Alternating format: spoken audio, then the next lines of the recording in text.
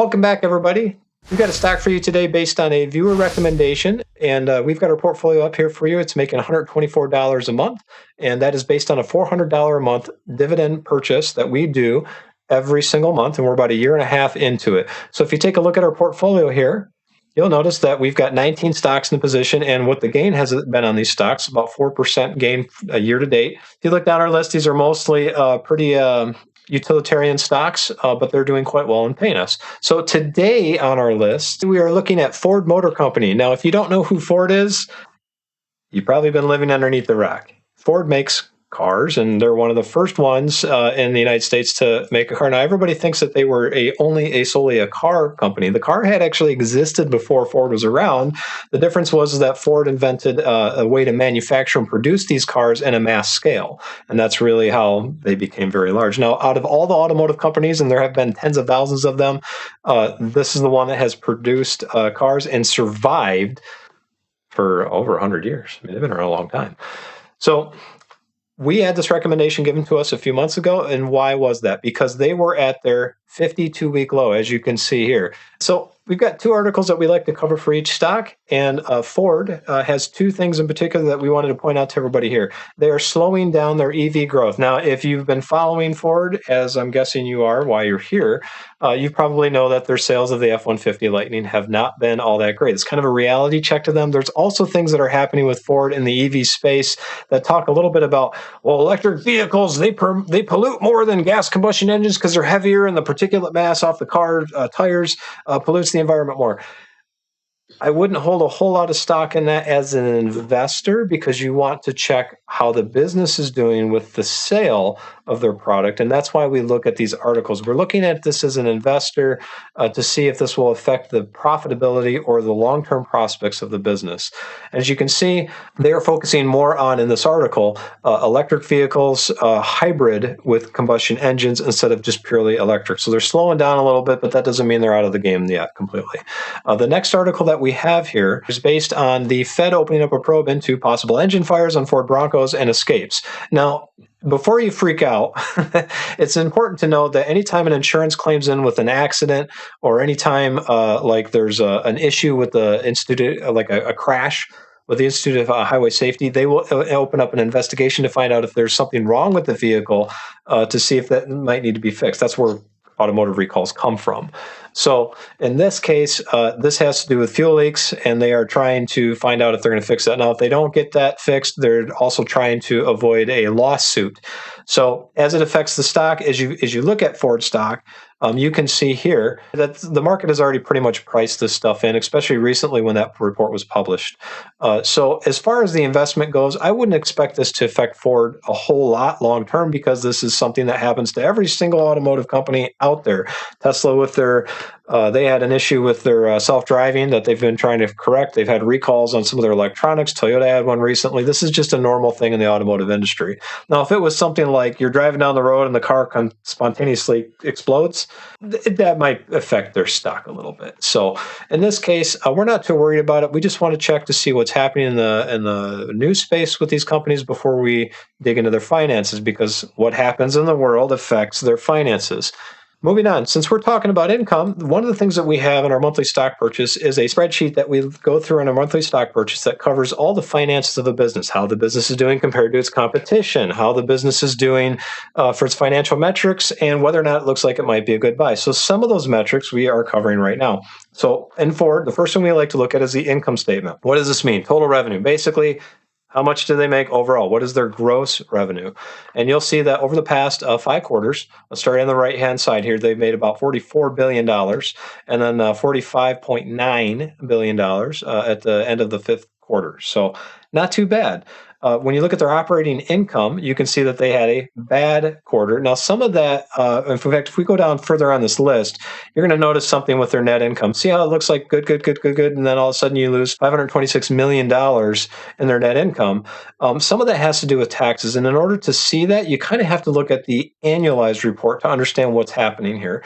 And sometimes even the 5 years isn't enough to fully pull up what's really going on here. So as far as Ford is concerned, if you're concerned about their their long-term business prospects, when you're looking at their net income, understand that sometimes businesses will take a 24-month cycle on their investments and their write-offs as a business, so they pay less taxes overall.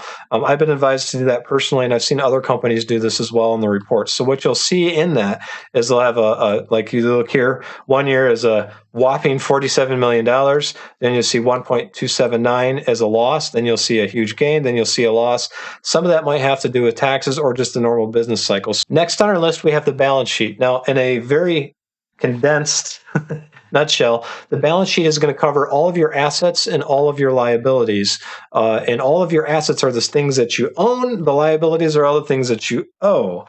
So total assets, what you want to see is you want to see those increasing or staying the same, and you want to see the liabilities decreasing. It kind of makes sense. You want to have more money and more stuff and less to owe.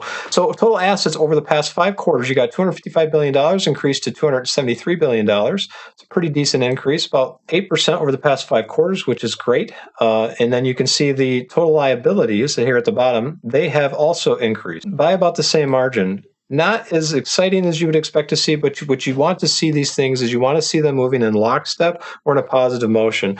Anytime you see assets increase too much, sometimes that's because they bought a building and now they owe a liability on that building, or they built a new production facility. Moving on, we're going to look at their cash flow statement. Now, cash flow statement is once you take all their assets, all their liabilities, all of their net income, everything going on in the business, this is what's left in their bank account. So what we're going to do is we're going to pull their net income, and you can see they had a pretty bad quarter in 2022. But as you can see, the net income is on a steady incline. In fact, if you look over the annualized basis here, you're going to notice too that the general trend is an upward trend, and that's pretty good. Now, for Ford particularly, I would recommend that anybody who's looking at this stock, you're going to want to look at over more than 5 years to make sure that this boom then bust cycle is actually part of their way they do their accounting. Because otherwise, it looks like this was a good year, and then 2024 might be a bad year. Pay attention to that. We can see cash from operations. This is what's left over after they run their business. That is decreasing on an actual trend. Not a good thing. But you can see cash from investing. Now, what cash from investing and cash from financing is doing is if they're going to produce an F-150 Lightning, or if they're going to build a new production facility. Financing activities are, hey, we're going to issue stock. The only thing that you need to know in a quick overview is that it will be usually they're red numbers. Usually this is them spending money. So if you take the first thing here from cash from operations, and then you subtract the investing activities and then the financing activities, you get what's left over in their net change in cash. Now, I've been told that cash flow is king.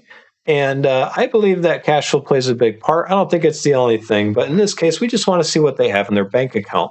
So from here, the first quarter, they had $16.9 billion, and you can see their net cash after the 5 quarters is $25 billion. So the cash flow is going up. That's actually a good thing. So despite all the things that you see that are red here, it looks like they're increasing their net revenue. Their cash flows are looking pretty good, and that their overall operating revenue, that they're repositioning their business to affect more of a hybrid style vehicle than it is purely electronics. So as far as the stock goes, I'd say it might not be a bad time to buy, but I would also wait until they come out with their April 24th report when we do another review on the stock to see how their most recent numbers compare with the other ones. Now, if you're really curious and want to dig into this stuff yourself, you can see what their annual reports do.